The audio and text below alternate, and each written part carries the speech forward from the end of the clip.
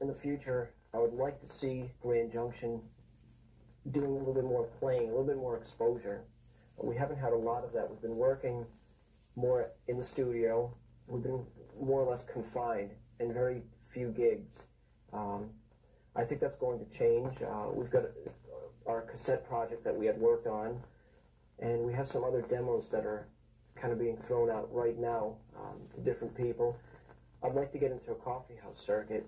I'm very interested in that because I think that's where people listen to this kind of music. It can be presented well, and I think it'll be appreciated by the listeners. Personally, I want to stay out of the bars in that market because it's more background music, and I'm not looking at our original music being thought of as background music. I think it's something that needs to be listened to. Possibly an opening act. If any of the country acts come around, or folk acts, or any acts from the past, I'd like to somehow get us on a circuit where we're opening for them. I think that would work really well.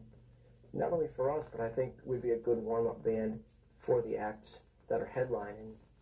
As far as recording projects, hopefully in the future, hopefully 1993, we'll see a CD and a cassette release from Grand Junction. It'll be a step ahead of the last project.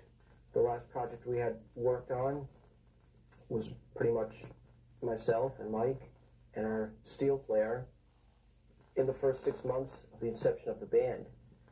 And those were thrown down as demos and later put onto a cassette for sale in a limited number.